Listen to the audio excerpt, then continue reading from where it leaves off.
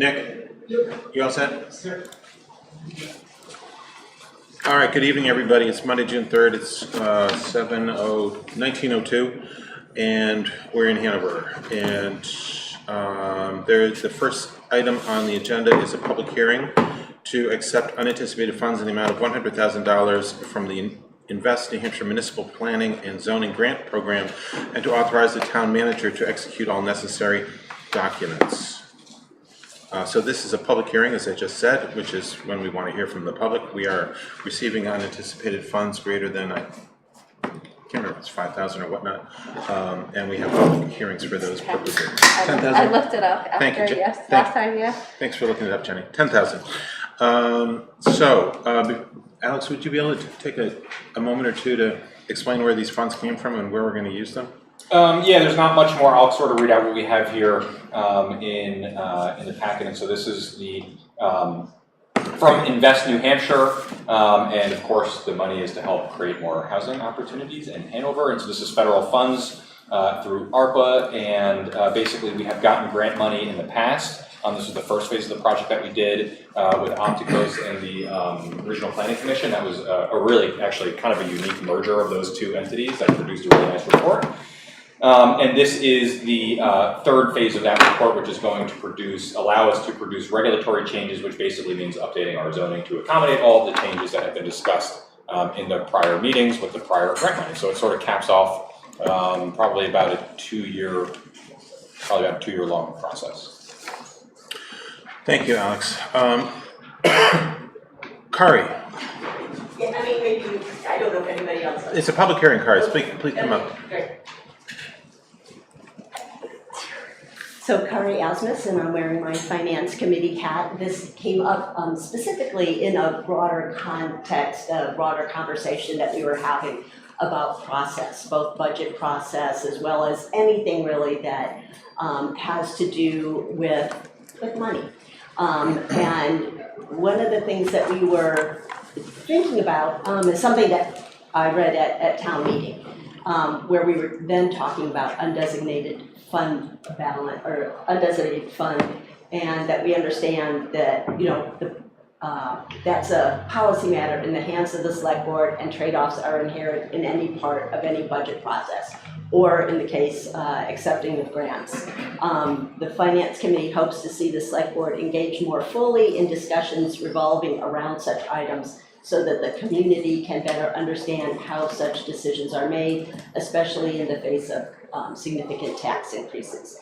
And in this case, I don't think anybody has any concerns about the provisions of this grant, but because there's $50,000 in the fiscal year 25 budget that is set aside for the zoning amendment work, the question is, how would you maybe repurpose that $50,000, or are we saying that now we want to spend $150,000 on this project? During the first budget meeting, when the Director of Planning was here, he was specifically asked whether or not the fiscal year 25 budget had enough funding in it for the expertise and staff time to have community engagement at the same level that we had during the master planning process. And he said, yes, there was. So, the question is, does the $50,000 that's in the budget still need to be spent on this, or will the $100,000 that we're getting cover it? I think we could all think of ways to spend $50,000 or not, whether it's bringing the Safe Street project back up to full funding. I think the CIPC software was cut back. One could say we need to replenish the undesignated fund balance this year, etc. And so that's really part of the accepting of this $100,000, and we would just like to see or hear more discussion from the board. The other context that this just came up with is that, the question came up, Kari, how do you know there's $50,000 in the budget? It's like, well, because I remember, and And the request was, this supports why we've said that there needs to be more narrative in the budget process so that it's easy to refer back and find out, if there's a $155,000 line item, what's in that $155,000? Without having to go back, to a CATV video and, rewatch it and stop it and so on. So that is the thoughts of the Finance Committee, and we would just like to hear really what's happening with the $50,000 that's in the adopted budget. Can I ask Yeah. a question? Alex, if I remember correctly, the planning office was looking for $100,000 to engage with Opticos to do the zoning, the housing zoning, and wasn't the $50,000 for the height modeling, or are they There was a $50,000 for that ended up coming down. okay? Yeah. Yeah. Okay. I can speak, so there's $155,000 for consulting fees in the planning budget for fiscal year '25. $75,000 is for safe streets, $30,000 is for height, and then the $50,000 was for the zoning ordinance. And hopefully our master plan will be done soon. Right. Yeah. So I think we can ask the. Yeah. Alex, do you have ideas on? I can get more information for the 17th. Yeah, that'd be great. Could someone restate the question and make sure I get it right? Let's see if I can get it right. Is that okay? Yeah. The question is, this is unanticipated funds of $100,000 is a grant that we were lucky to win. We had allocated $50,000 in the budget to try to do the housing zoning implementation. Now we have this $100,000 surplus. What's going to happen, or not surplus, but grant? What's going to happen with the $50,000 that we allocated? How does the planning department see us using $150,000, or will it go back into another project? So sort of, what is that 50,000? Do we have an idea at this point what that 50,000 might be used for? Yeah. Okay. Yeah. Well, and I think related to that, what's the process for making that decision? Do we assume that the 50,000 stays in Planning and zoning. or do we look for the highest and best use across the town in terms of where that goes? So the question is, is that a second question about how money is spent? No, it's just more like, hey, planning office is really lucky. You got 100,000. Does the 50,000 that was allocated for the project, where does that go? Does it stay? Do you anticipate it staying in the planning office? And if so, how do we anticipate using it? I can think of a lot of things in planning and zoning that could use that money. So it would just be great to say, okay, hey, how are we going to use the funds? I will get some more information about that for the 17th. That'd be great. Right, and again, then the Finance Committee was just concerned about the transparency angle and hearing about how you make that decision. What is the best and highest use of that? How were those made in the past? Pardon me? How were those decisions made previously? It wasn't What was the clear process? how they were made. And we also didn't. This is very unusual to get planning and zoning grants. They never really arrived. ARPA's a new source of funding. Housing is a new initiative at the state level. We haven't had the luxury of getting grant money on this front. So I think, in my mind, if the planning office comes back and says, hey, we applied for this money, we were successful, and in addition to doing this, we'd like to do this because it's like more extensive outreach or whatever, we can debate it at that point. Or maybe you, Alex, would say, oh, well, we have the housing thing covered, but let's offset some other costs and redistribute. So, I think that's a reasonable request, right? I can get some more information. That'd be great. Thank you. Thanks. So we're still in the public hearing for this grant acceptance or grant consideration. Any other issues anyone wants to bring up?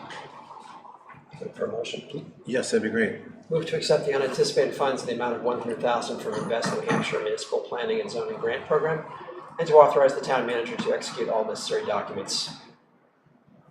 Is there a second? I'll second that. Any further discussion? Great. Call for a vote. All in favor? Aye. Opposed? Okay, that passes. So that gets us down to public comment.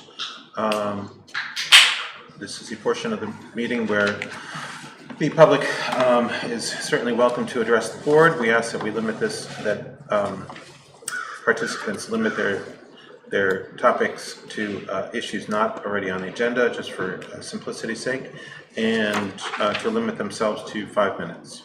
Any questions will be asked of the chair, and the chair will figure out whether or not to answer them.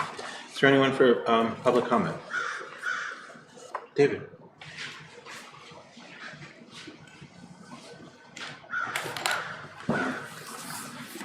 My name is David Vincelette. I live at 93 Lebanon Street, Hanover, New Hampshire. I've lived there for 40 years now. In 2016, Hanover erected a steel fence around our property on Mink Brook and fenced over our driveway and fire lane. For 25.5 months, this was a blatant violation of our liberty and safety. The Constitution was clearly violated by Hanover. A court order freed us, and the Army finally came through with back pay and allowances for injuries sustained in 2002 on active federal duty. With the money, I was able to save my home, but it was too late to save most of my property. The 5 select people who imprisoned us illegally have yet to apologize or been punished for state and federal crimes. I talked recently with Athos Rassius and Alex Corpy, but I still haven't put the polluting by Dartmouth and Hanover with asphalt waste on the agenda, or the mistreatment of racial minorities, religious minorities, homeless and disabled Hanover citizens. Officers of town have a duty to honestly deal with the public and to be responsive. It's in the state constitution. I have been silenced by arrest and refusal to answer my questions for 19 years. 4 officers need to come clean. The police chief, Mr. Dennis, the ex-fire chief, the public works director Peter Kabaki, and the housing officer, Robert Hausman. They have all violated state and federal law by refusing to help us survive for the 25.5 months we were illegally restrained. During our false imprisonment in Hanover concentration camp, I both fractured my spine and was unable to receive scheduled hip replacement surgery at the VA. The board needs to examine what has been done to my family. I noticed that the Dartmouth weather vane was visible on the cover of Hanover's yearly publication at the town meeting. Very little has changed. Is there any chance you can tell me why or who authorized Hanover and Dartmouth to put poison in my children's drinking water? So David, as you mentioned, we did have a call, I forgot the exact date, and we're scheduled to meet again on the 10th, as I believe. I was just looking up the date. Trying to get some information for the questions that you asked at that time. So I'll see. I hope to further our discussion then. I don't have any information yet. No bullshit. Would anybody else like to speak? Kari.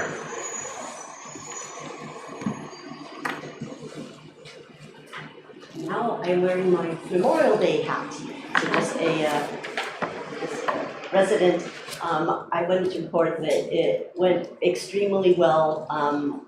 There were probably, last year there were 100 people attended. This year it was closer to 155, 160, and then we had the band with 22. People afterwards said that it was the best muster day ever, and that included somebody who was there in 1961 as a third grader. So I had that on pretty good record, I guess I would say. The thing that did happen, however, because of the wind, because of the threat of rain, we were indoors. And as I talked to people more about why they thought it was so good, I mean, yes, the band, the Limetown band was great, the speaker was great. What I heard over and over again was, I could just hear so much better. It just meant so much more. Interesting. And so I'm thinking that, you know, we're going to do this again next year because there's just so many people for whom it means so much. But we need to do something. I don't know whether it's a tent. I don't know whether it's like one of those collars that people wear that, you know, increases the audit, you know, the hearing. Well, it sounds like I need a loudspeaker. It sounds like Well, you need a microphone. we had the, you know, the regular speaker before, but like where we are, I mean, the speaker, the sound system. But like when you're up there on the road and traffic and wind and somehow, you know, sometime during the course of the event, the sound system cuts out briefly, and it's a matter that, you know, we've been outdoors to be more inclusive, but by being outdoors, we're being less inclusive for people who don't have great hearing. And many of the people who come are of an age that they don't have great hearing. Yeah. So my point in coming tonight was actually to ask for sort of a head bobble. I mean, what comes to my mind is we need to find some solution. Solutions generally cost some money. There's the Reset Fund that this year you are able to make grants from. This would be a project or activity or program. It's something that the town hasn't been doing for, you know, these past 5 years. It's civic engagement. It seems to me that it would fit, but that's obviously a decision by you that then you need to by the trustees. And so what I was wondering tonight, I mean, I kind of don't want to start doing a lot of research about how to make outdoor events better for people who don't hear well. Yeah, I mean, there are people who know how to do all that stuff. I don't know who they are. Maybe it's Parks and Rec people, maybe it isn't. Right, but I guess I wanted to see if there was a head bobble among the select board tonight that if we go and do a lot of work and try to figure out how to make this event better for everybody, would you be open to it being eligible for a Reset Fund distribution? Does it? We would be buying things. Well, I don't know. I mean, so the trustees have sort of been looking at things. I mean, if you are going to have a townwide choir, you're going to need sheet music. Yeah. So you always have to buy some things. And one of the things that they were thinking about having it be, is it depreciable? If you were having this be in an audit, would you depreciate it? So it could be a thing, or maybe it's a rental. We don't know. And I'm wondering again, also like, well, what difference, you know, would a tent make? And, you know, further off from the road because there's the wind and so on. It sounds like that's what you need, like a tent with better sound system inside the tent to protect you from the inclement weather. Kari, I think, you know, speaking for myself, I haven't seen any head bobbles yet. But you know, I'd be certainly in favor of investigating that. I just want to make sure we go down the correct road, and the 12 months is going to go by pretty quickly. So I'm not even sure who to put you in touch with, but there's got to be some people out there. Right, and I would suggest, I mean, we can research it. I just wanted to say that I know that our group is not going to become a nonprofit over the next 12 months. There is no way that we're interested in becoming a nonprofit. So it would have to be through Parks and Rec. I have to say they did a lovely job on both the poster and the pamphlet, and we were very grateful for that. But we would need to coordinate with them, and the funding would need to run through them. We are a little bit over our 5-minute limit. I was speaking during part of that. Okay. I would say that the board is certainly in favor of trying to get this going. I'm not sure how to do it, but we need, let's get it done. Is that, can you guys work with Parks and Rec? I mean, they may That's have what a I sound system. Yeah, if there's some suggestions that there's a group of people have and they want to share any ideas, I'm sure the Parks and Rec staff would be happy to look at any of those suggestions. So we borrowed their sound system and we've had it outside. And people say they still really Yeah. cannot hear. But, I mean, so I imagine if it's a problem at Muster Day, it might be a problem at, any other town Yeah. function, whether it's like Yeah, a picnic at Thompson or the Sustainable Park or whatever. Right. And so maybe Recept funds could be used to enhance the Parks and Rec's programming Yeah. through a better sound system and having a Similarly tent. with a tent. and Yeah. attend. I think the Tent. tents tend to be rentals around here, but Kari, thank you for bringing this up Okay. to the board. I definitely think it's something we'd be supportive of. Okay. The right way to let's- go, we need to let's- figure out. Before we moved ahead, I really wanted to get But- support from the board. I think I do not want another nonprofit No, I to be don't. applying to funds. No. I mean, I think No. let's work within the entities that we have, and it feels like Parks and Rec would be the right entity to start with. So maybe go there and then, before you spend too much time on researching what kind of sound system you should have, and see what they can. Yeah, I would just give them a little time because they're organizing a lot of Allen Street stuff right now, so it's probably not the best time to jump into that. But if you give it a couple of weeks or so, once we get a little further there, I think the staff would be happy to spend time helping and looking into this. Well, and it might be transferable. Or even Allen just- Street stuff. Even Some of it might be. Yeah. Yeah, and I think one of the things that has certainly come out from the budgeting process in working with Parks and Rec is there is definitely there's a few key pieces of equipment that we don't own.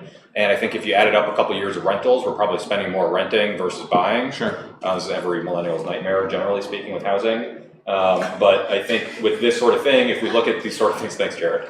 I laugh. Thank you, Jared. There's probably a good case to be made for buying some of the stuff that allows us to use them over and over again for different events.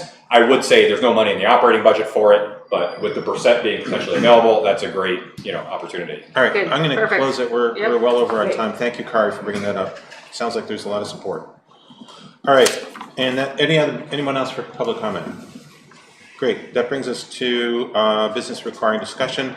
First off is the organizational meeting for the 2024-2025 Select Board. Let's start with officers, and let's start with chair. Is there a nomination for chair of the Hanover Select Board?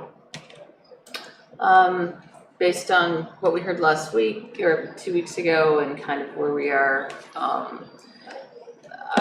Just nominate someone. I'll nominate Carrie Callahan. Is there a second? I'll second. Okay, any further discussion? Are there other nominations? No.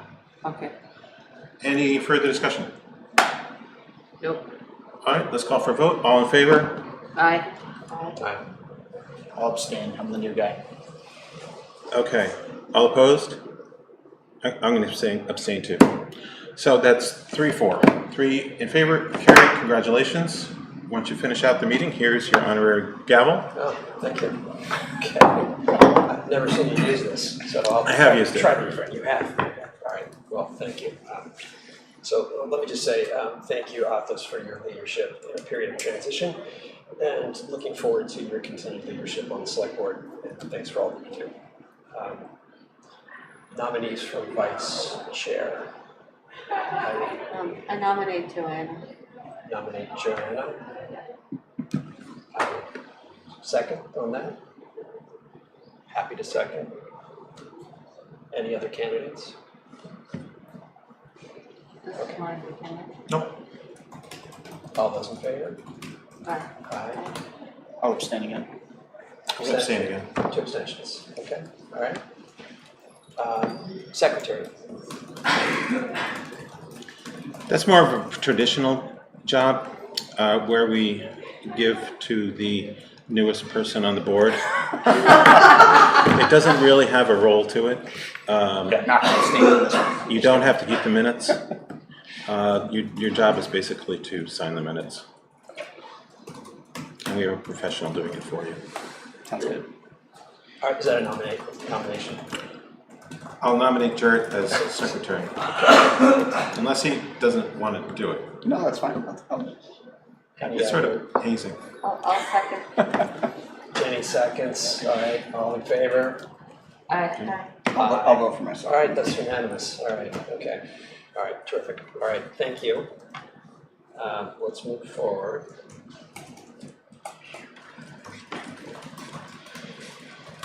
Okay, next on the docket is discussion of fiscal year 25 rates and fees schedule.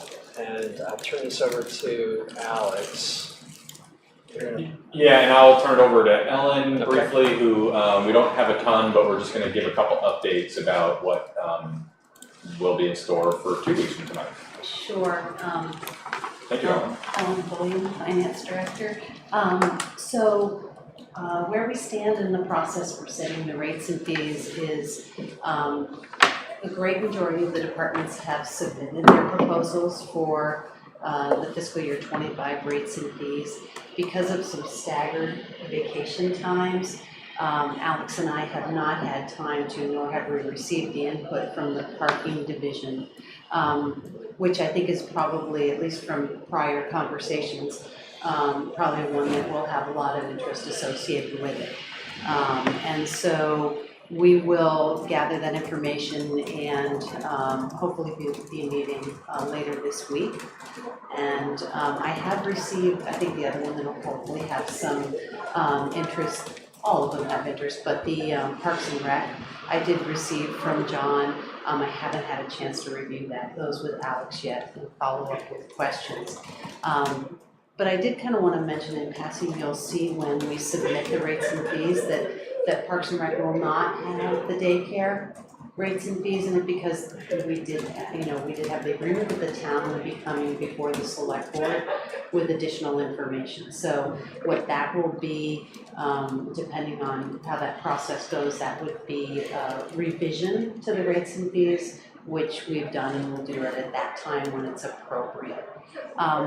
One thing Alex and I talked about was, as we prepare for the public meeting in 2 weeks, just interested if you all have any specific topics that, either from a strategic standpoint or from a financial standpoint, that you'd like us to specifically address, in 2 weeks, and actually in the information we send out ahead of time.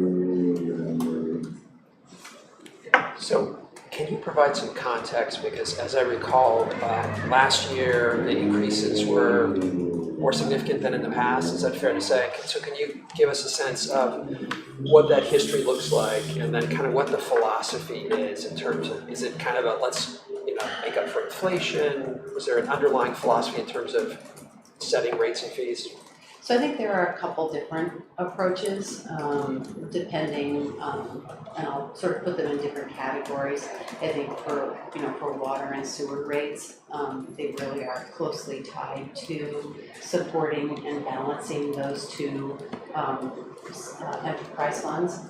And then I think the others, you're right, Carrie, for many years we didn't have any increases at all. We did a pretty deep dive last year on the increases. What I've seen so far this year is that the increases for 25 are quite targeted. Now, some of the rates and fees are, by their nature, they escalate, whether it's with the value of the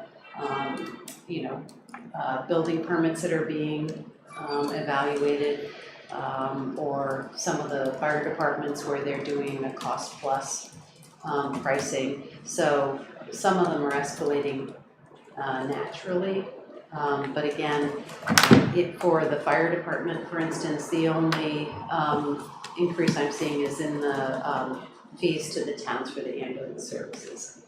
So again, we haven't finished our analysis, but I'm not seeing the across the board increases that we saw as somewhat of a catch up last year. Just a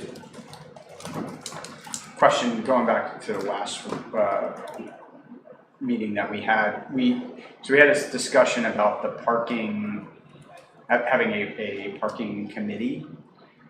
And I didn't fully understand where we ended up there, whether we actually need a parking committee or we don't. However, as it relates to fees, I think there needs to be some input from a mix of different people, users of parking, business owners, property owners, that will inform some of the decisions on how we update rates and fees. So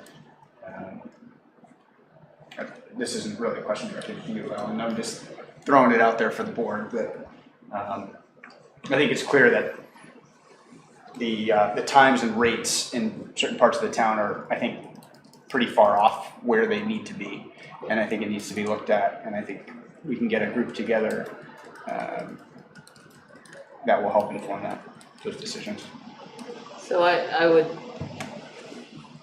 parking, I mean, the fee structure in the past has been, we've been informed by a traffic consultant, a parking consultant, with a committee, like with the Parking and Transportation Board, helped set the policies that we were trying to, you know, what we're trying to implement in terms of, you know, making the parking downtown not conducive to people who work downtown, but for our visitors, making it less expensive and the further lots out where you have to walk kind of, so there is kind of a science and art to it. So, I mean, I would encourage us to, you know, if we're doing a comprehensive overhaul of parking fees and rates, I think we should have some expertise at the table as well as a committee. Well, we have a couple of pretty good studies. Case studies, yep, Desmond did a great job. Right, and they did one, it was before COVID, and things have changed a little bit, but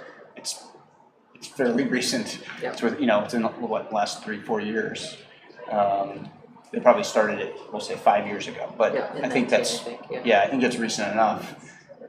And I agree that having expertise, you know, consultants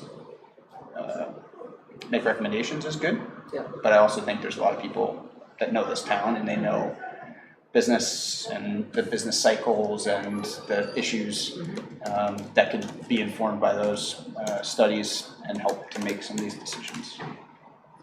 So how should we pursue that? I mean, we're looking at June 17th as trying to update, but you know, maybe like the childcare thing in Parks and Rec, we do a more comprehensive assessment. I mean, there's no way we're going to create a parking and transportation committee, look at the Desmond report and have new fees by, you know, the 13th or 14th of June, right? Probably not of June, but I would say next month, because we already, I mean, in the downtown group, we already have like a parking working group, like a mini group, and I think we could probably energize them to help work on this. I'm sure they would be happy to do it, because it's, you know, Jay Campion, Jim Rubens, Nigel Leeming, they're all people that get things done. So I can share from the staff perspective, there's a couple different pieces that we're sort of working on. One is for the rates and fees, and I'll talk about more of them in a minute. I've got a couple different updates to share about Allen Street and then about parking stuff more generally that's sort of connected to that, but also a little bit connected to rates and fees. So there's a couple tweaks to be made that are super short term.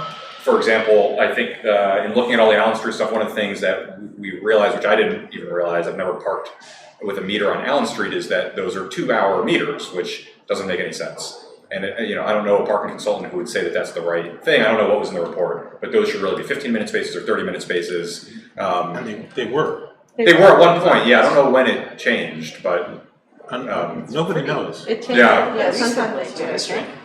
So it's been that way for some amount of time, but that's one like obvious one where I think we're going to probably come back and beyond the date of the pilot, recommend that we go back to 30-minute spaces or 15-minute spaces or something. So there's a couple tweaks that I think we'll be presenting on the 17th, but they're not really going to take a huge crack at some of the larger issues.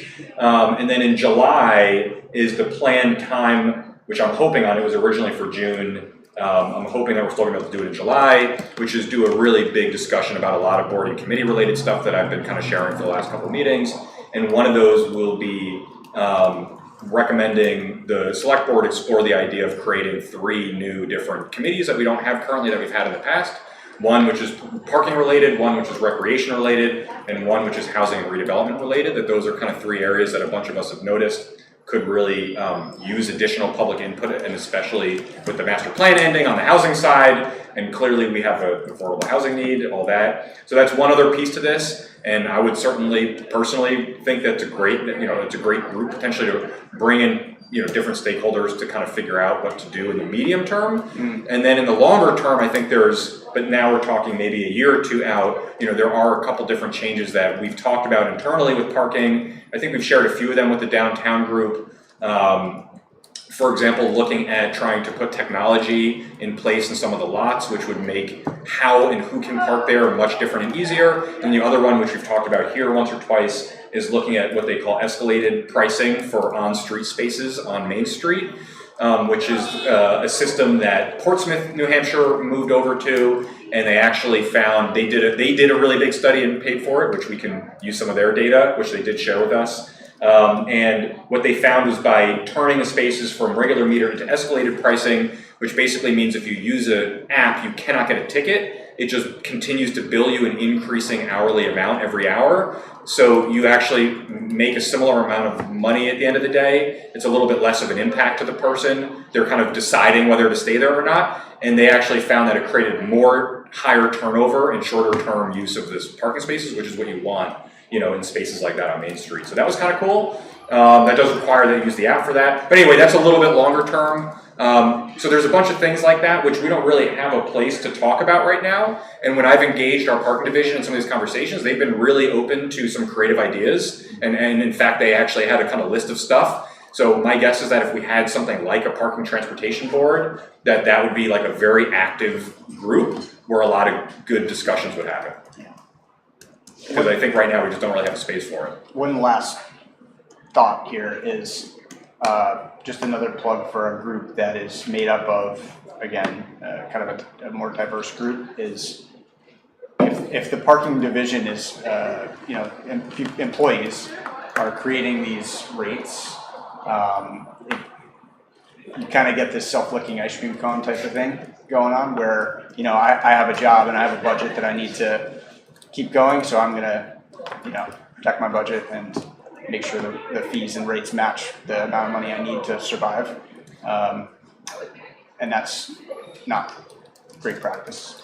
Totally agree. Yeah. Incentive-wise, I don't think that's what's happening here, especially because like a lot of departments in town, they actually don't control their budget. They were forced to put things in their budget for the last decade that they didn't get to decide whether it got in there or not. Yeah. So they're getting, there's several departments, Parks and Rec was another one, parking is another one that have several $100,000 in their budget that was placed in their budget that they didn't get to say yes or no to. So that's a huge pressure on such a small budget that they didn't create. So I would say agree from a technical and kind of conceptual policy perspective.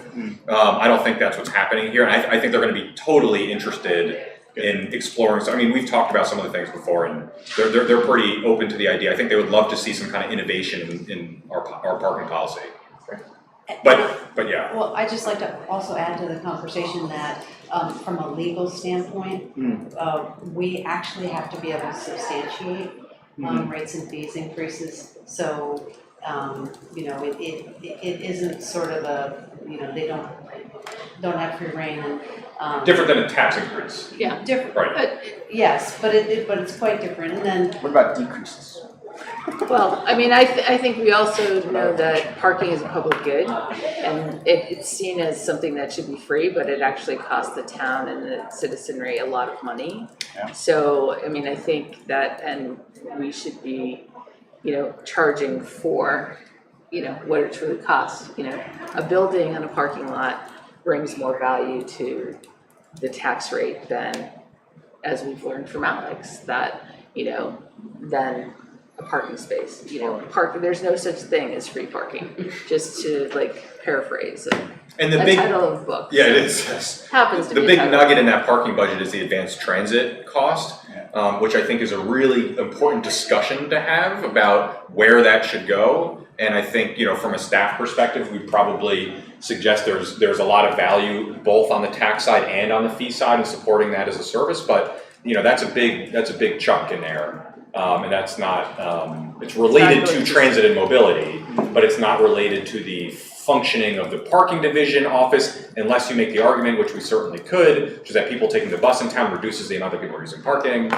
But that is a $250,000 or $300,000 chunk in the parking budget for advanced Found transit. $50,000 earlier, so. It's all fine. Chipping away at that. And then I would just also say that as we think about, the longer term analysis, at least for the 25 budget, we do need to keep the lens of keeping that parking fund balanced for fiscal year 25. And just as a reminder, right now we have a deficit in the undesignated fund balance in the parking fund, really driven by the COVID period of time, but the parking fund is a bit, it's a balancing act for sure. It's a bit under the weather right now. But over time, I think if you go back in time, Ellen, that was a money winner, right? I mean, I think it was accumulating surpluses, right? It has, but I would have to go back and look to see how many years, for instance, it supported the advanced transit. So Yeah. in its ability to make money, it is supporting other. And the parking garage is a fairly expensive endeavor in terms of what we've had to put into it for capital. Yes. And I've actually, I got something about that for in a little bit. So I think it was really nice that you pointed out that you're gonna address the short-term parking for now and hopefully in the future by at least having some 15 or 30-minute spaces. And I'm a proponent of those 15-minute spaces because it seems like they were really important. I think it's important that our on-street parking doesn't cost more than our town garage if we're incentivizing people to use the town garage, and the 10-hour parking, on-street parking right now is more. I don't know what the new rates and fees structure looks like. But that's just another thing to keep in mind as we're. Right, you want the garage to be cheaper, Right. not the That's on-street what to be cheaper. has been the stated goal in the select board last year as well. But it's So- not now. It's currently not, yeah, And the garage is more expensive, at 10 hours, yeah. right? I also think this idea of like the increasing rates is really, the escalating parking fees is really interesting. I think whatever we do, it should be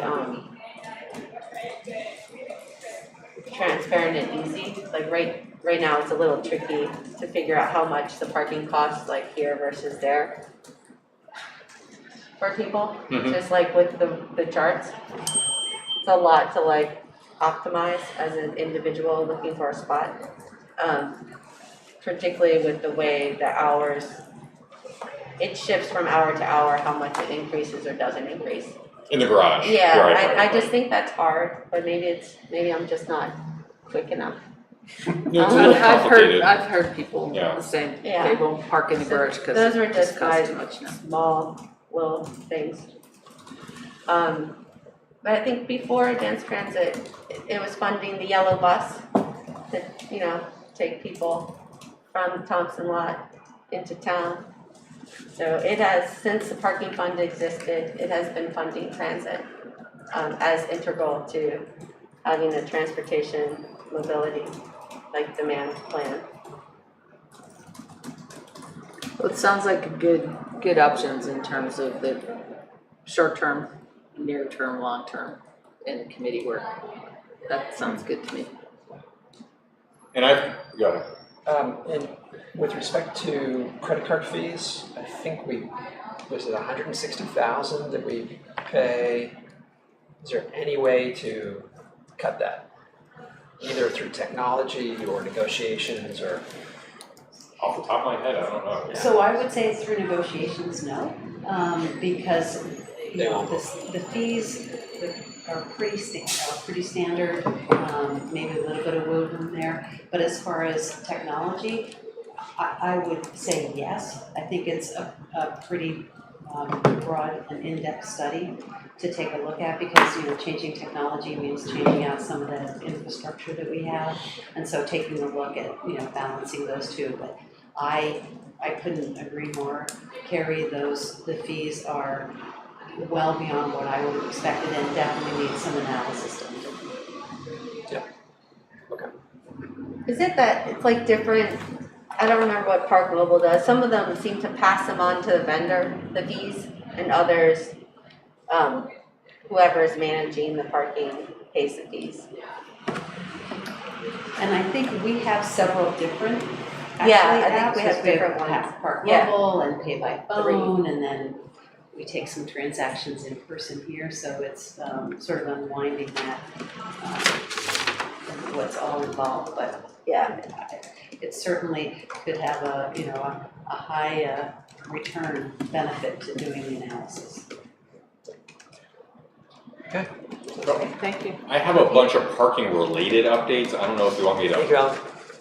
hold off until we talk more about Allen Street or. Go ahead. I mean, we're talking Is it parking. primarily related to Allen Street? It's all inspired by Allen Street conversations. But it impacts more than else. It does, a little bit. So I just didn't want to, if there were Well, that's other the rates next and fee thing on the questions. agenda. It is. why don't we use it as a nice segue, Okay. right in between them? All right.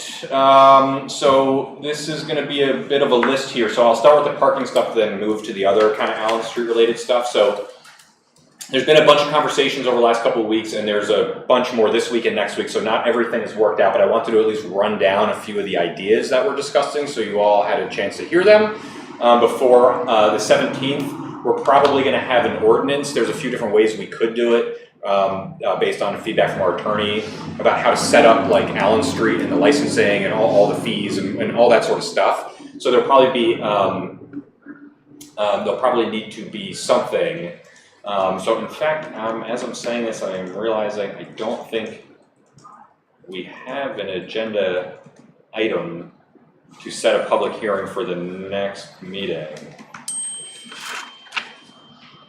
So I'm going to write that down, otherwise I'm going to forget it, but we may want to do that tonight so that we have the ability, that may have gotten lost in my shuffle out of the office. Well, it's not too late to add, right? No, we could do it today for that, yeah, I just didn't want to forget it as I go through these. So we need a public hearing for the next. To consider an ordinance, yeah, for the Allen Street placemaking pilot. Okay. And Laura gave a few different options of approach, and we're talking on Wednesday, so I'm not sure if the ordinance is the right one, because it seems weird because this is all temporary stuff, just for the 2-month period of time. I've never done an ordinance just for something so short term, but, so I wanted to talk to her first. But it would be safer to set the public hearing for the 17th. Do you have the motion language that we would need? Um, I would say it's just a motion to, For a public hearing to consider an ordinance or licensing tool, whatever, yeah, to accommodate our 2-month pilot on Allen Street. yep, Love it's great, Second. live language. And now I have to write it down, huh? Did you just call it? I just, You made the motion. I made the Made the motion motion. It was and seconded. Jared seconded, and now we Do can we talk have about the- it. It's so- just moved to hold the public hearing Yeah, on June yeah. 17th June 17th to consider to consider. an ordinance or licensing mechanism to accommodate the Allen Street placemaking pilot project. To accommodate Sounds good. Allen Street. Consider any pilot, placemaking pilot, or just a specific one? It's to well, I think Allen Street. we're shooting for Allen Street. Let's not. Yeah. Jenny. That's one. Okay. So we have a motion, all right, we have a second. Any comments? No, okay. So is this, I guess, is it gonna have a specific duration in the ordinance, or how are we doing, what is The the pilot, idea? yeah, the 2 months. So it'll be And a I can give you the 2-month dates, which is gonna be, yeah, 2-month Allen Street pilot, and it will embark from the South Main to the parking. yep. That will all be in there. And we'll find out exactly what the public hearing is going to be about. It'll be on the agenda Indeed, the and it's gonna be basically what I'm gonna read off right now. Okay. Yeah. All right, all those in favor? Aye. Jenny? Aye. Yeah, okay, it's unanimous, thank you. All right, thank you for that.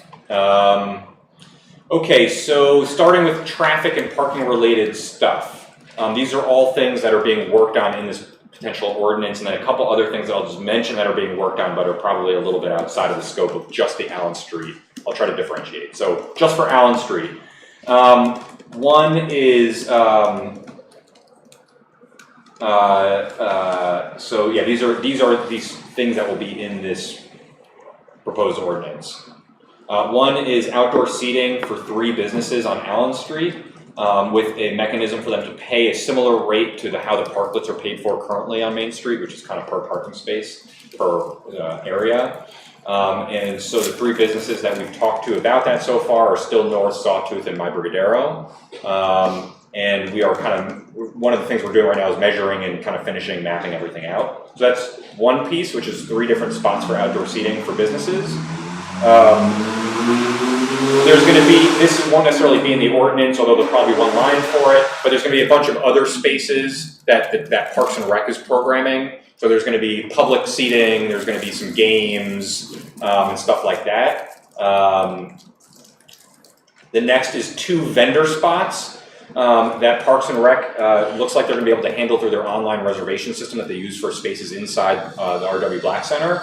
And so those are 2 vendor spots. The idea is that we want businesses not just on Allen Street to be able to take advantage of the closure. And so there'll probably be a tiered rate structure where Allen Street or Hanover businesses might pay nothing or $5 a day to set up shop for a day. And then a business that isn't a Hanover business might pay $25 or something like that. And the idea is to give additional benefit to Hanover businesses for public space in Hanover. And that people will be able to reserve those. There'll be some policy in place about what you can or can't show on there or do or things like that, and probably allowing people to book 5 days at a time at once. So those will all be subject to the town's review and approval. But it looks like we're able to do that all fully online. People can just pay with their credit card for $5 or whatever. Plus fees, What's that? plus credit card fees. Yeah, plus credit card fees. So it's more like $100. We also are working with groups, I think we've talked to maybe 6 or 7 so far, who are interested in having an event on Allen Street. The requirements for that are probably going to be similar to how the banner requests are handled, which is that it's got to be like a Hanover-focused event. It's got to be open to the public. It can't be a commercial thing, or someone can't reserve Allen Street for their business, for their corporate thing, just for their company. But they could have an event like the Proudy, but anybody can come to it. And so I think we've got 6 or 7 groups that we've talked to already, and we're trying to schedule those all out currently. So that's another provision of the ordinance. We're also looking at allowing busking, like people playing music, non-amplified music, things like that, which is something we hear a lot of sort of question about. And should we allow it? Should we not allow it? I think a lot of very vibrant, active downtowns have more stuff like that. This will be, I think, a good test case, whether it's super disruptive or whether it adds fun or there will be a clause that will allow the town to ask somebody to leave if they're being disruptive, if somebody complains about it. They can't block ADA access, they can't block things like that, or storefronts. But the goal is to basically see for 2 months if that adds vibrancy or if it doesn't. All the entities that would be using a public space, the businesses with seating or a vendor, they will need to have insurance the same way that people do outside with the vending spaces currently. Currently, we're talking about no amplified music outside of any pre-approved town events, like the block party at the end of July. And a very important one, which is all establishments and vendors would be responsible for removing all of their own trash and recycling and cleaning up the space. So if you set up a vendor space and you're offering people free samples of food, you got to have a trash can next to you or a compost bin or recycling bin to take the stuff in. And that the town isn't picking up the tab for cleaning up all the people's trash, basically, during this time. So those are the main provisions just related to the Allen Street portion of the ordinance. And then I'm going to move on to talking more about parking stuff, unless there are questions anybody wants to go through from that list. Are you thinking maybe like a fee if people don't clean up? There's a general enforcement provision in our ordinances that allows the town to enforce everything. So we would just, I don't remember what the section is, but we would just refer to that, which is usually not repeating fine language, but just referencing one clause that applies to everything. So there would be some, I don't imagine that we would get to that point, but I think it's mainly people And they are- wouldn't be invited back if they didn't. Probably not. With the busking and no amplification, it strikes me that a lot of buskers have soft amplification. Do you consider maybe putting just a decibel level on it? We haven't, I mean, I just think that that's more kind of complicated, not opposed to, if there, especially, Jenny, if, you know, if there's some examples of things that you have from other towns that have something written out that we could kind of copy and look at. I don't know if there's anything out there. I just want to be mindful of how much the town has to do, you know, whereas if it's measurements, how many feet away is it, et cetera, versus right now it's sort of set up to saying if somebody complains that it's disruptive, then the town has the ability to go ask the person to leave. But if there's examples out there that we can incorporate, because I think I know like those little mini amplifiers or something. It's pretty unusual, yeah, it just strikes me as pretty unusual to walk by any busking like person who doesn't have like a small amplifier. It does happen, but it's unusual now, and it's usually not like blasting it, it's almost just expected, so you can hear it. Yeah, if there's any good examples out there, I'm happy to send that around to the group to look at. All right, busking, what else? That's it for Allen Street specific stuff. And then I can move into parking and traffic stuff. Some of which overlaps in Allen Street, some of which goes beyond it. Okay, so there's a bunch of bullet points here. So one is a big driver of some of the layout of things is trying to figure out a better way to do delivery vehicles, which we've talked about here a couple times. What we have right now, what we're working on right now, again, these are all tentative draft, right? We're not done with any of these things yet. We're still measuring and talking about them. But we're looking at adding a few delivery spaces. One that would be permanent actually, and one that would be temporary just during the closure. And then improving the visibility of one. So the one right out behind Town Hall is not marked super well. And there's often cars parked in that, which I'll come back to in a second. And we're talking about, we don't actually have any staff capacity to do this, so we're gonna have to get a contractor, but just to do some yellow painting where the current delivery zone is. And then if you imagine you go a little further down the lot towards where the Bank of America drive-through is, that is actually an area that fortunately when we measured it, looks like it could work, which you could have a pretty long delivery area for a large truck right outside of that tiny little kind of concrete barrier right on the outside of the Bank of America drive-through, if you can picture that. So there's actually enough width there to allow a truck and then 2 travel lanes. So Pete just sent around, took a bunch of measurements today. So we're still talking about all these things, but that might probably be permanent if that works out well. And that would be a whole other full-size truck delivery space. And then we're talking about trying to figure out a way maybe to do a box truck delivery in front of Samosa Man and that kind of concrete staircase that goes down right off of Allen Street. That only would work if there's one-way traffic going in and out of that parking lot, because the width isn't enough to accommodate 2 travel lanes plus delivery.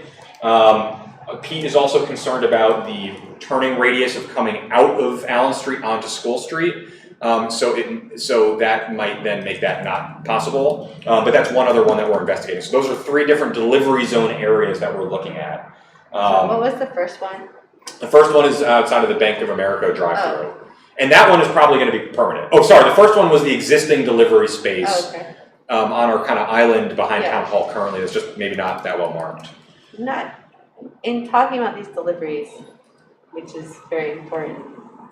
Is there any discussion of, you know, everybody walks like through, so if it does go one way, it'd be nice to have a way for people to walk through. I know there are some sidewalks that hold parking meters that are kind of out of the path that most people walk.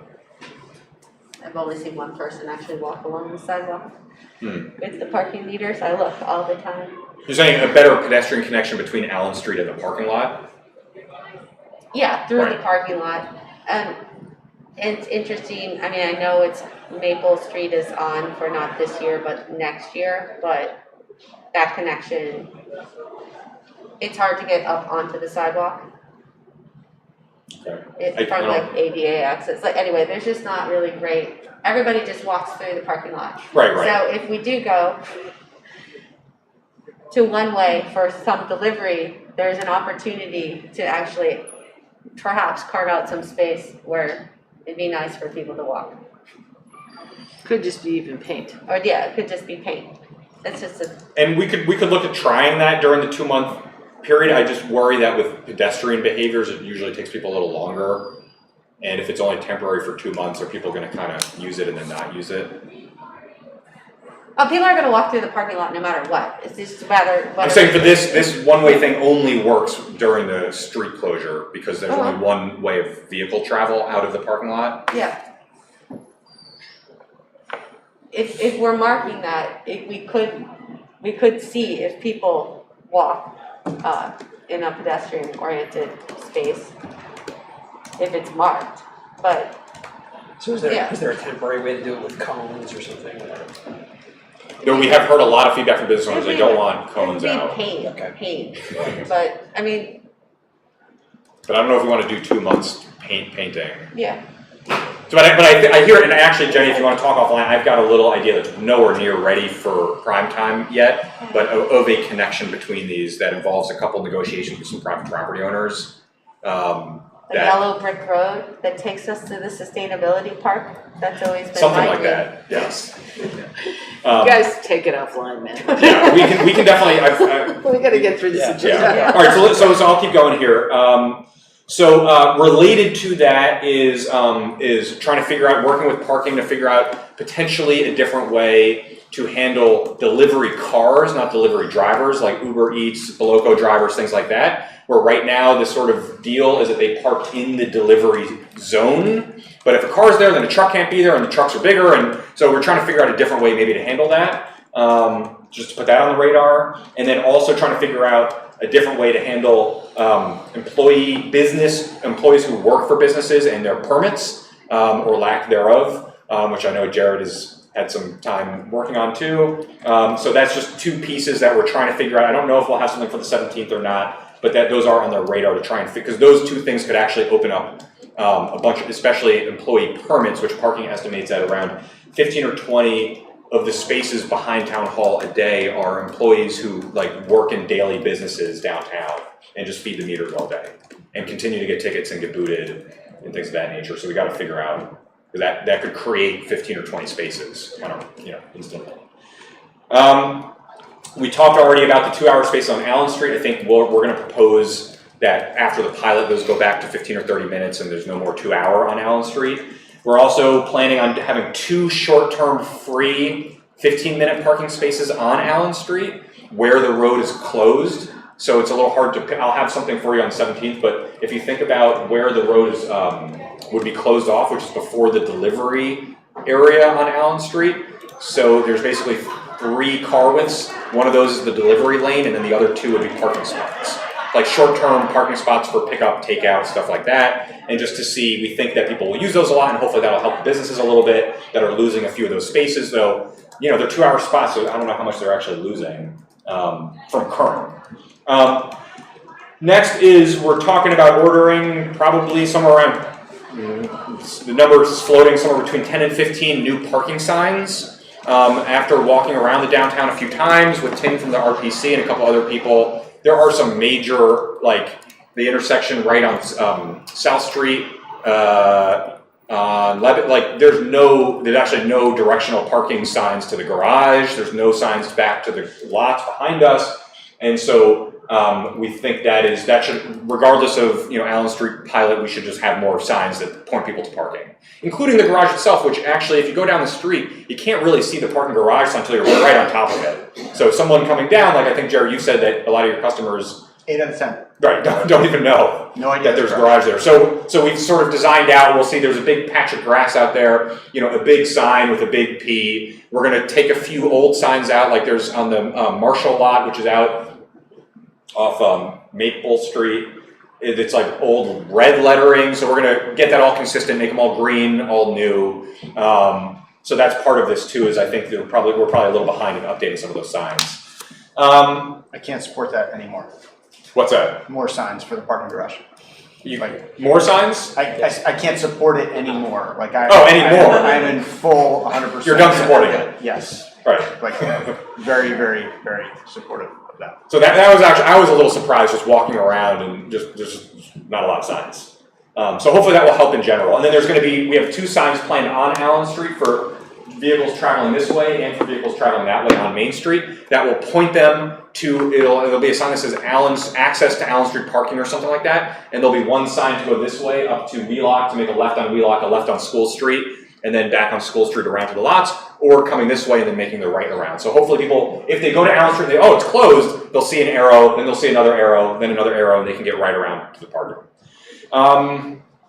Okay, there's also a couple sidewalk spaces that trucks are parking on private property, and in front of like, is it 7 Allen Street Buskey's property?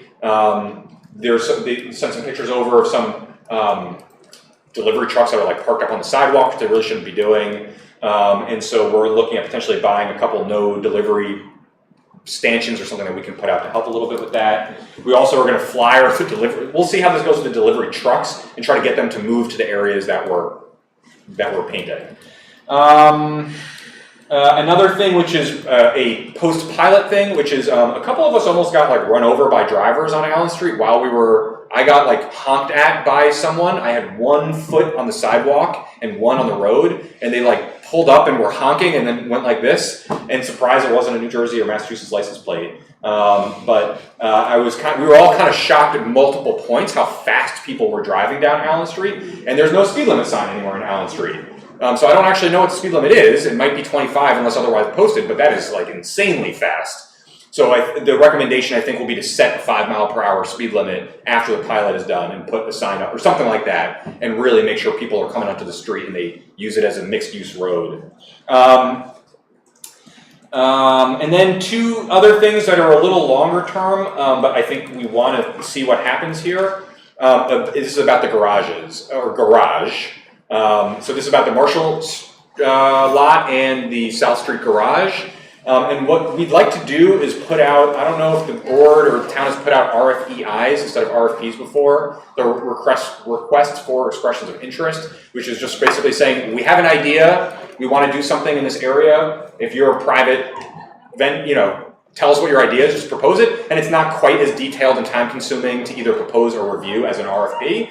And basically we'd like to put out an RFEI for the garage on South Street for basically someone to just buy it and maintain or increase the level of parking, but show us any ideas that you have about that. And then the other is to do the same on the Marshall lot. I've seen some parking structures where they are 1-story structures, where they come in and they don't use up a lot of ground floor, but they add parking right above, and it's just 1 floor above parking. Like the one behind Bank of America. Like, oh, the fleet deck? Yeah, sort of like that. I mean, that's also a little underground. But yes, yeah, there are things, and some of them are even modular I've seen. But anyway, the idea is it doesn't really cost us anything to do that. It doesn't take a lot of time to review, and we'd love to see what ideas developers come up with or somebody else, but ways to increase parking in those 2 spots. So, again, that's just something we've talked about and would love to just, probably not in the next month or 2, but at some point in the next couple months, write that up and just put that out there. Maybe that's a good thing if we reconstitute a parking board. They could work on that a little bit too. But again, we lose nothing. It costs us almost nothing to put those out there. And who knows, maybe we get an idea that we hadn't thought of. And I'll leave that at that for now. There's a couple other longer term things, but those are all the parking related elements that are going to be coming back in the next 2 weeks. So just on the RFPI mechanism, what's the downside to that approach?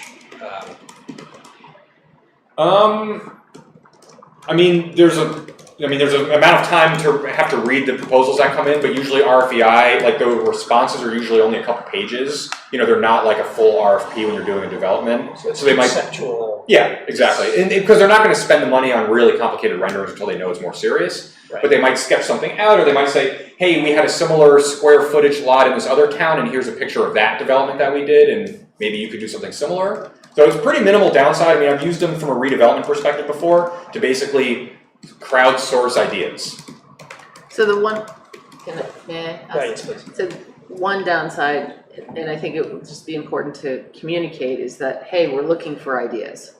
And so people don't immediately assume that the town is getting rid of the martial lot, or, you know, Sure. that it's framed in such a way as, hey, we have these two resources, and I just talked about how there's no such thing as free parking, right? So we have these two resources, we're looking to make higher and better use of those resources. We're just looking for ideas. Nothing is cast in stone. You know, it's not like Right. we necessarily are gonna run after like one of the proposals. We're gonna consider them and get feedback and great. So we wanna set expectations so people don't, you know. Which one do you mean by the South Street parking lot? The garage. Okay. The garage and martial lot. And Joanna, we totally agree that is, I would say that's a risk, certainly, is if it comes off wrong. We also were thinking that that we would frame the proposals as any ideas that increase the amount of parking spaces available and make better use, so that we don't even want to hear an idea if they're talking about decreasing the amount of parking. The idea is just to get, especially from a parking perspective, you know, people might come back with full residential commercial redevelopment proposals, but someone might come back, like I've seen some of these modular one-story parking things that are metal pieces that get basically dropped and locked in and create a whole second story. Those aren't very aesthetically pleasing, but I don't know, maybe those have gotten better in the last few years. So the goal from our perspective would only be to look at increasing parking from this. There's one right in Main Street you could go visit and see that it's, you know, not very well utilized. I'm conscious of the time because I ran on a 9 o'clock platform, so we need to keep things moving. So anything else on that? Nope, those are just all the things, so, A lot of good stuff. yeah, there'll be, a bunch of that stuff coming back on the 17th. Thank you, Alex. Sure, and if any of you think of questions, obviously before then, just let me know. Okay, great, terrific. All right, so let's turn to business requiring action. Any other items? Yes. Actually, we didn't do the liaison appointments. Oh, good call. Not. Yes, okay, that's true. All right. And Forgot about that.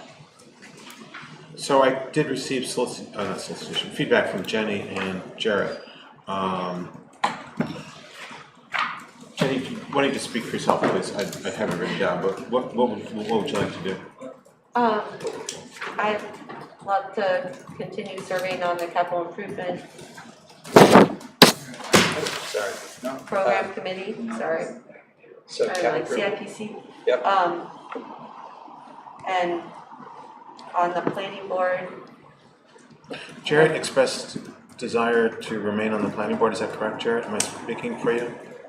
I would, so I'm open to either. I would love to remain involved in the planning board, but I would be happy to drop back to an alternate position if Jenny would like to step up.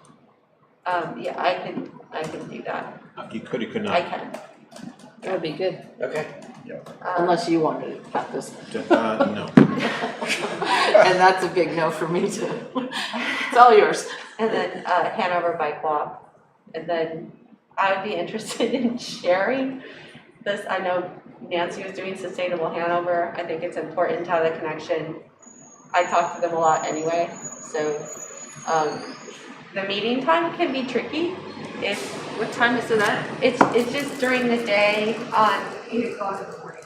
On which day? On Wednesdays, yeah. So if I get my right class assignments, I'm good. But if not, then I'm not good.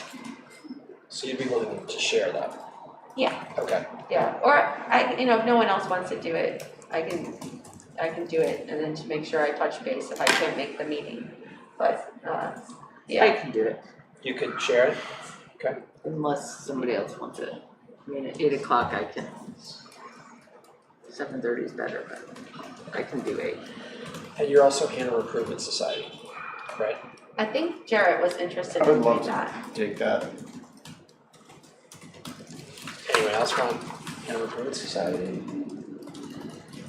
No? Okay. All right. Athos, you're on the Conservation Committee. Did you want to stick? Yeah, that's great. Okay.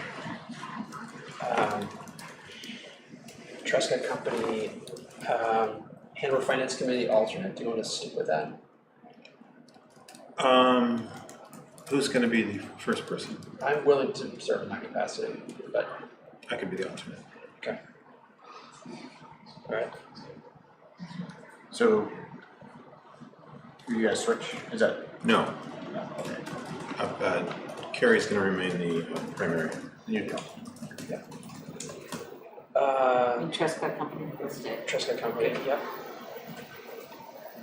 Anything else? Office, so that's kind of your same slate. Yes, I know. Okay.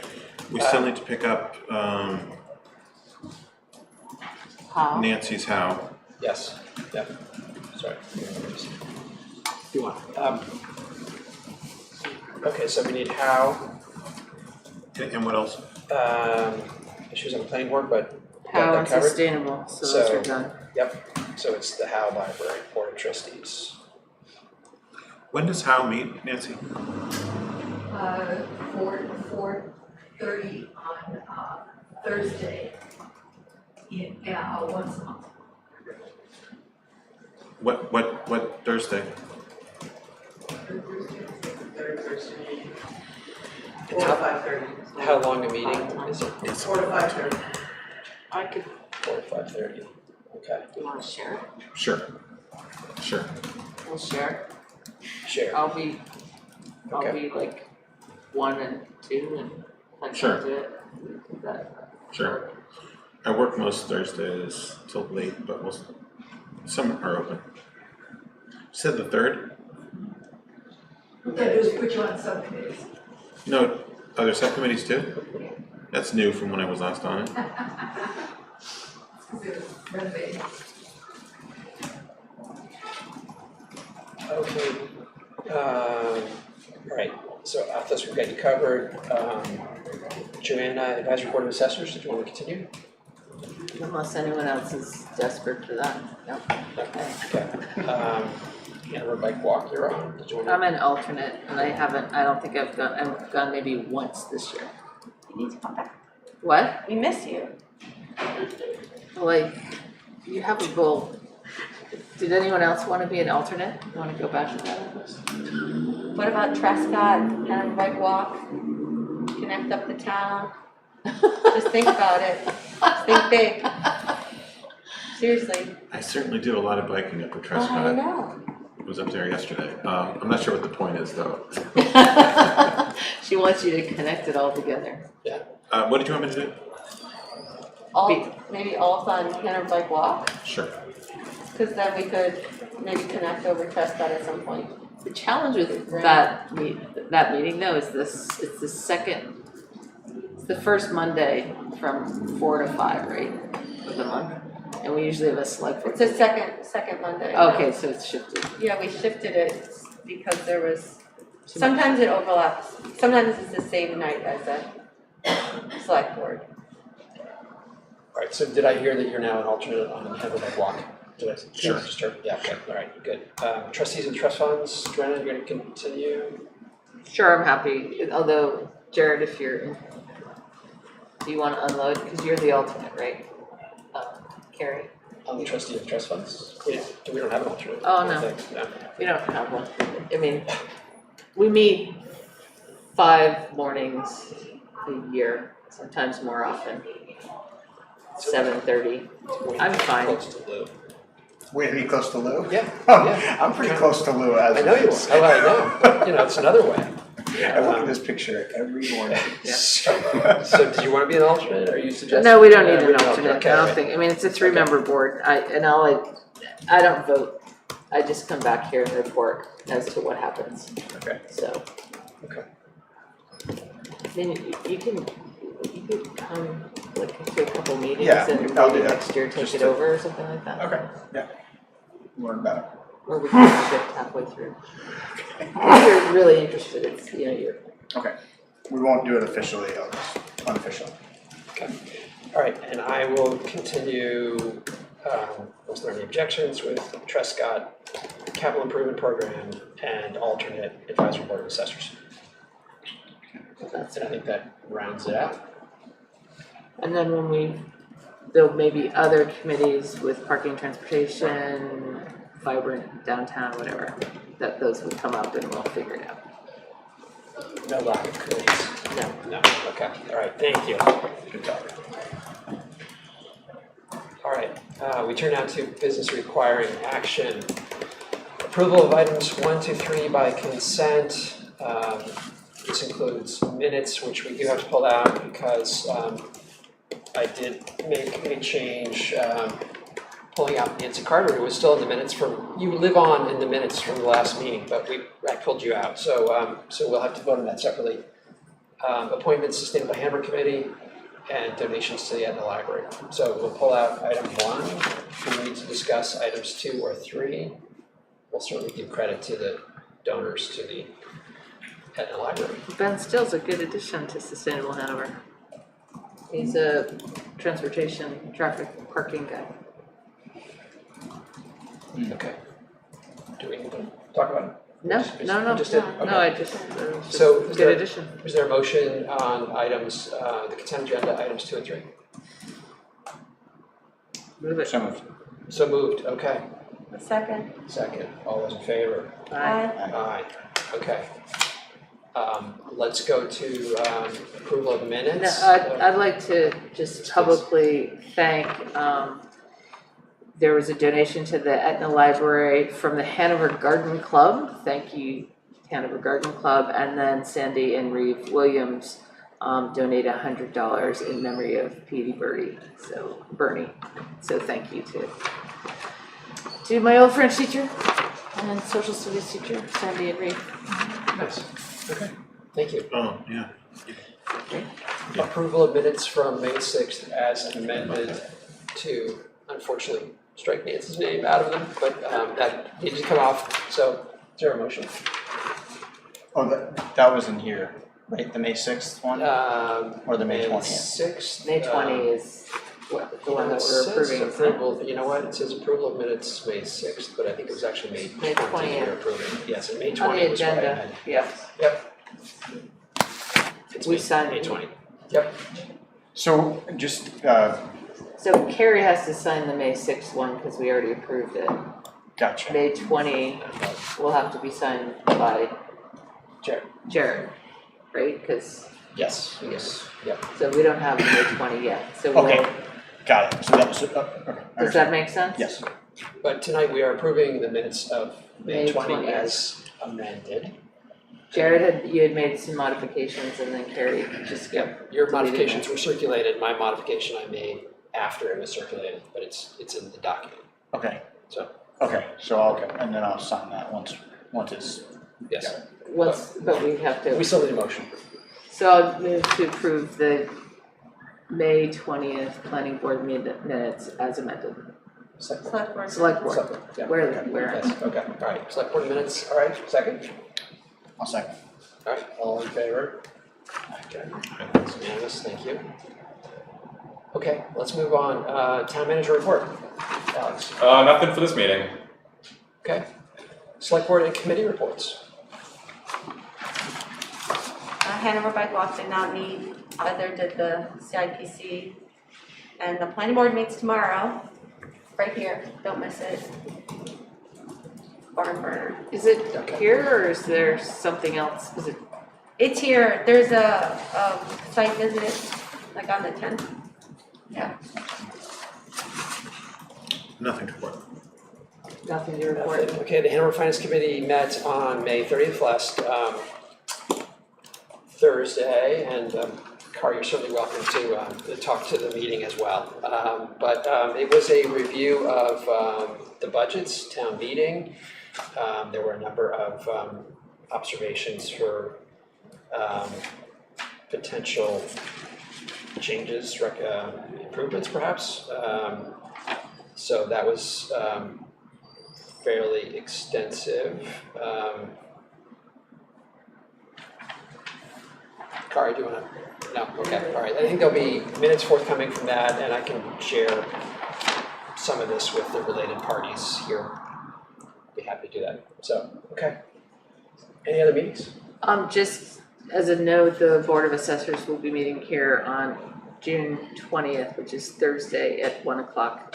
We were supposed to meet last week, but there was a member that spaced it and didn't attend, so there wasn't a quorum. that member who could be unnamed. Nameless, May okay. nameless, but Yes, she okay. is sitting at the, Got it. Okay. And Thursday, it's not officially a committee yet, but Thursday, the downtown working group is meeting at Dartmouth Hall. Okay. Sounds like that's gonna be a well-attended meeting. Good. Okay. Thanks, Jared. And we did, just under other business, we did receive a recommendation from one select board member to see if we can't schedule the West Lab Hanover Greenway committee. They would like to come and speak to us. So we'll take that under advisement for the agenda planning about when that group might come, and they'd like to talk to us about cooperating together between Lebanon, West Lab, and Hanover in furtherance of the Greenway effort. We're kind of looking at Jenny, because did you want to add anything, Jenny? I mean, I know it's anonymously put to me, but. Yeah, that pretty much sums it up. Yeah. They want to do a feasibility study. They met with, the direction of our town manager, met with Rob Hausman, had a good meeting. Alice wrote a letter in support to the city of Lev, say, yeah, this has been in our plans for a really long time, this would be a good connection. They just, want to loop everybody in, make sure all the big players are kind of on board. Okay, terrific. All right, any other business? Looking around, seeing none, then the last item is an adjournment. Do we have a We, is there do we need the non-public? non-public, or should we skip it? No. Yeah, not from, we can skip it. You want to skip it? Can we, actually, think we can we hold one? Sure. No. Okay. All right, so then we need a motion to, No, you just do a roll, you read the thing off. You say, okay, move into non-public session in accordance with RSA 91:1:3 to A, B, E now. yeah, and then you ask for a roll call. Okay, roll call. And you say Jared Burke, yes. Yes. Callahan, yes. Whitcomb, yes. Athos, yes. Chamberlain, yes. Okay. Now you say we're now in non-public Now session. non-public,